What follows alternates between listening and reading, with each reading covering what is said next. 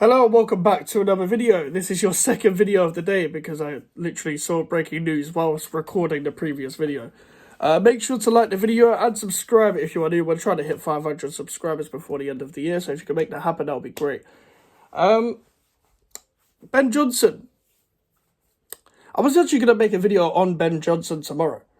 However, this is technically breaking news. It was been reported by Rashane Thomas that Lopetegui wants Ben Johnson to stay at the club. He wants him to, wants him to stay.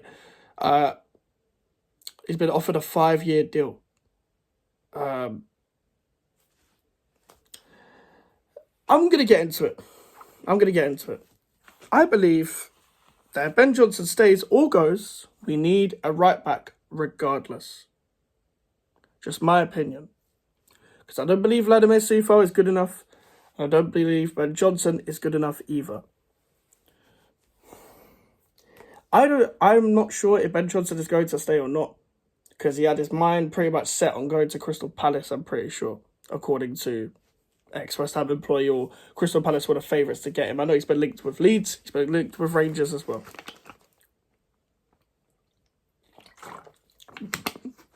The Leeds one makes sense because I believe that's his level.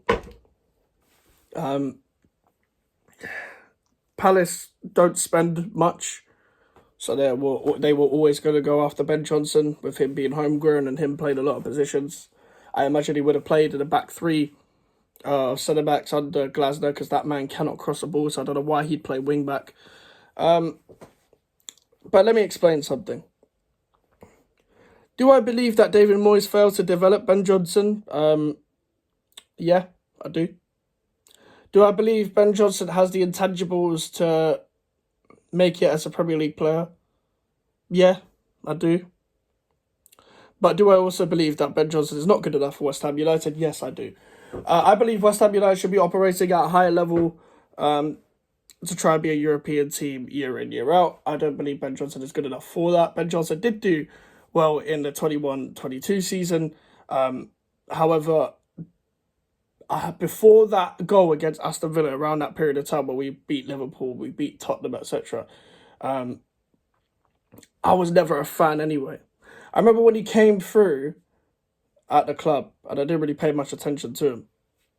But I remember the 2021 season where he played more games, where he was pretty much a breakthrough prospect. That was that Brighton game where we drew 2-2. And he was bad that game. I remember that whole 90 minutes. He was bad that game. But I also remember Moyes playing a 5-3-2. Bowen and Haller up front on their own. And when I mean both of them up front on their own, we played a 5-3-2. And the wing-backs were literally so close to the centre-backs that I don't know what Bowen and Haller were meant to do.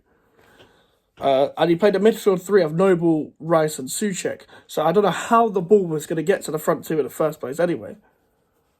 And I remember him being terrible at left wing back that game. But he scored, so it didn't matter to people, because people judge players off goals. But even around that after that time where he scored and stuff, and against Aston Villa and stuff, I don't know what the guy stands out in. When there was a small period of him coming in the season that had just gone, and he came in for Sufo, he came in at midfield, and he was just running with the ball into the corner and stuff, people were gassing it up. He was running with the ball. Like, well done for running with the ball. Like, it wasn't anything standout. He was just faster than Vladimir Sufo. So people were just refreshed because they saw Sufo play so many times. The guy was played on a wing at some point. The guy was just a utility guy. He could just play a lot of positions, but he's not exceptional at any position. Or he's not great in any position. The guy cannot cross a ball. The guy cannot even pass like sideways. He can't pass sideways at times. I was saying this last season as well. The guy was getting beat by Ben Burrows and Diaz in the Cup 1v1. The guy was passing it off the pitch against Bournemouth when you were playing at home as a right back. The guy lost his legs as a defender in terms of just out and out defending. Does nobody remember that Brighton 4-0 game where he got absolutely cooked and ripped apart? I don't believe this guy's good enough for the club. And I don't know why under Lopetegui he would do better. Because when has this guy ever been in good in possession. When has he ever been a possession-based player? You know when you see a young player come through at your club, you know they have intangibles. I saw it in Mubama. The guy was able to run in behind, and that was it, and control the ball, and run the channels, and cut in and shoot. But we played him with his back to goal because he was right in a system where Antonio was used to playing all the time. So anyone that plays up front had to play like Antonio. It didn't work, and people got on his back. I don't know why. Anyway, George Urphy, when he's come through, I already knew what kind of player George Urphy was like. I compare it to the type of player where Grealish came through at Villa. The guy who could play off the left and in the middle, but just drifted with the ball, keep the ball, and recycle the ball, and create, and run at players, and link up. I can see the type of player he is. And I believe under Lopetegui, he could do well. He could be a squad player. Lewis Orford, Patrick Kelly, these guys are good in possession coming through. Now, that's why I'm a bit hesitant to hype up Kaelin Casey, because I need him to be a bit stronger as a defender. Callum Marshall, guy who can play across the front three, can finish, can run. I can see things in him. I can see stuff in Freddie Potts. I saw in Conor Coventry. More of a Carrick type player, not as good as Carrick, type of player. I would never said that Coventry was good as Carrick. I saw intangibles when Josh Cullen came through. I don't see this in Ben Johnson. I don't see it. I'm sorry, I don't see what people are seeing.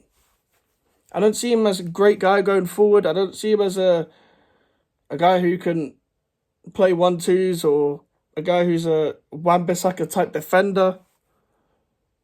Great in the air or anything, able to stop crosses, able to lock down wingers. He stopped that ability a long time ago. So I don't believe he's good enough. I don't believe he should stay at West Ham. But let me know what you think in the comments.